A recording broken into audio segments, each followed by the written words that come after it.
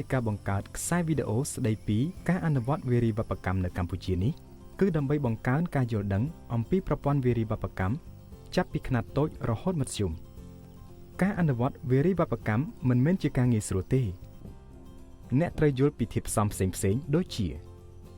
ការវាស់វែងពីទំហំរបស់ស្រះផ្ទៃស្រះគឺជាការចាំបាច់ណាស់ដើម្បីរកឲ្យឃើញការវាយតម្លៃដ៏ល្អមួយនៃទិន្នផលត្រីនិងរកឲ្យឃើញពីចំនួនត្រីដ៏ពិតប្រាកដមួយដើម្បីដាក់ត្រីចិញ្ចឹមក្នុងស្រះក្រឡាផ្ទៃស្រះត្រូវបានគណនាដោយយកប្រវែងបណ្ដោយគុណនឹងទទឹងស្រះដោយក្រឡាផ្ទៃគិតជាម៉ែត្រការ៉េទំហំជាធម្មតាគឺចន្លោះពី100ទៅ2000ម៉ែត្រការ៉េប្រភពទឹកសក្តានុពលប្រភពទឹកដែលមានសក្តានុពលសម្រាប់ស្រះចិញ្ចឹមត្រីមានដូចជាប្រភពទឹកក្រោមដីទឹកធ្លាក់អូរទឹកជ្រោះនិងទឹកអណ្ដូងត្រូវប្រាកដថាប្រភពទឹកអាចផ្គត់ផ្គង់ទឹកយ៉ាងហោចណាស់ក៏បាន6ខែដែរត្រូវប្រាកដថាប្រភពទឹកដែលប្រើគឺនៅដោយឡែកពីប្រភពទឹកប្រើប្រាស់ប្រចាំថ្ងៃរបស់គ្រួសារអ្នកប្រភពទឹកគួរតែនៅជិតទីតាំងស្រះដែលប្រើប្រាស់កម្រិតផ្ទុកប្រព័ន្ធវារីវប្បកម្មដែលប្រើប្រាស់ប្រភេទត្រីដូចគ្នាដែលត្រូវបានគ្រប់គ្រងក្នុងមធ្យោបាយដូចគ្នានិងបង្កើតបានលទ្ធផលដូចគ្នាមិនថាអ្នកណាជាអ្នកចិញ្ចឹមត្រីនោះទេក្នុងករណីមានត្រីធម្មជាតិក្នុងស្រះហើយគេមិនបានផ្ដល់ចំណីបន្ថែមទេនោះទម្ងន់ផលិតឬកម្រិតផ្ទុកនៃប្រព័ន្ធនោះគឺត្រឹមតែ50ក្រាមប៉ុណ្ណោះក្នុង1ម៉ែត្រការ៉េចំពោះស្រះមានទំហំ200ម៉ែត្រការ៉េមិនមានការគ្រប់គ្រងបានល្អអាចផលិតត្រីបាន10គីឡូក្រាមនៅពេលដែលយើងបង្កើនការគ្រប់គ្រងហើយប្រើប្រាស់កូនត្រីនិងដាក់ជីបន្ថែមដើម្បីចិញ្ចឹមត្រីនោះទម្ងន់ផលិតឬកម្រិតផ្ទុករបស់ស្រះអាចកើនឡើងពី100ទៅ200ក្រាមក្នុង1ម៉ែត្រការ៉េចំពោះស្រះដែលមានទំហំ200ម៉ែត្រការ៉េអាចផលិតត្រីបាន40គីឡូក្រាមយើងអាចបង្កើនការគ្រប់គ្រងបានតាមរយៈការប្រើប្រាស់កូនត្រីនិងចំណីគ្រាប់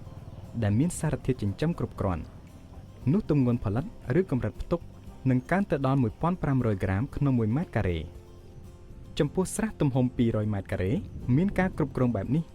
គឺអាចផលិតបានត្រី300ក្រាមក្នុង1ម៉ែត្រការ៉េចំនួនត្រីដែលត្រូវដាក់ចិញ្ចឹមក្នុងស្រះគឺអាស្រ័យទៅលើទម្ងន់ផលិតឬកម្រិតផ្ទុកនិងទំហំត្រីអំឡុងពេលប្រមូលផលឧទាហរណ៍ប្រសិនបើទម្ងន់ផលិតឬកម្រិតផ្ទុក200ក្រាមក្នុង1ម៉ែត្រការ៉េហើយទម្ងន់លើទីផ្សារគឺ100ក្រាមក្នុង1ក្បាលនោះក្នុង1ម៉ែត្រការ៉េគឺត្រូវមានត្រី2តែទោះបីជាយ៉ាងណាក៏ដោយប្រសិនបើយើងចង់ផលិតត្រីដែលមានទម្ងន់200ក្រាមដូចនេះយើងគួរដាក់ត្រីចិញ្ចឹមត្រឹមតែ1ក្នុង1ម៉ែត្រការ៉េដើម្បីកំណត់នៅទំហំឲ្យបានត្រឹមត្រូវក្រឡាផ្ទៃនិងទម្ងន់ផលិតឬកម្រិតផ្ទុកត្រូវតែប៉ាន់ស្មានឲ្យបានត្រឹមត្រូវដោយសារតែទម្ងន់ផលិតឬកម្រិតផ្ទុកអាចកែតម្រូវបានដូចនេះការផ្ទុកត្រីច្រើនពេកនោះនឹងអាចធ្វើឲ្យត្រីពេលប្រមូលផលមានទំហំតូចៗនៅពេលសម្រេចចិត្តថាតើទំហំត្រីប៉ុណ្ណាដែលត្រូវចិញ្ចឹមសំខាន់អ្នកត្រូវកំណត់ឲ្យបាននៅទំហំដែលអ្នកទិញចង់បានទំហំត្រីដែលត្រូវប្រមូលផលមានភាពខុសគ្នាតាមប្រភេទត្រីដែលចិញ្ចឹមត្រីប្រភេទខ្លះដូចជាត្រីក្រាញ់គឺងាយស្រួលលក់ចេញណាស់នៅពេលទម្ងន់វាបាន100ក្រាមត្រីផ្សេងទៀតដូចជាត្រីប្រាមានទម្ងន់រហូតជិត1គីឡូក្រាមទើបប្រមូលផលកូនត្រីពូជអ្នកលក់កូនត្រីពូជតែងតែចង់ផលិតកូនត្រីដែលមានសុខភាពល្អជាងកូនត្រីដែលនាំចូលពីប្រទេសក្រៅដែលត្រូវបានគេដឹកជញ្ជូនឆ្ងាយហើយមានគុណភាពមិនសូវល្អ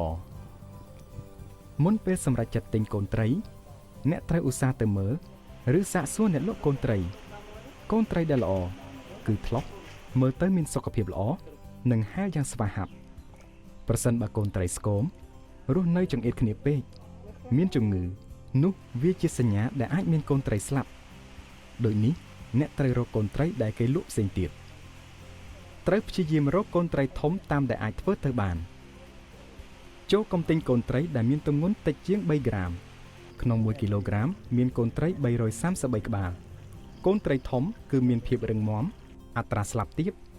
និងមានការលូតលាស់លឿនប្រភេទត្រីដែលផលិតគឺអាស្រ័យទៅលើការគ្រប់គ្រងរបស់អ្នកនិងភាពងាយស្រួលលក់ចេញនិងតម្លៃដែលអ្នកទិញចង់បាននៅពេលប្រមូលផលត្រីសអាចចិញ្ចឹមបានដោយប្រើប្រាស់កាកសំណល់ផ្ទះបាយតែមួយមុខប៉ុន្តែត្រីខ្មៅអាចចិញ្ចឹមបានដោយប្រើចំណីការគ្រប់គ្រង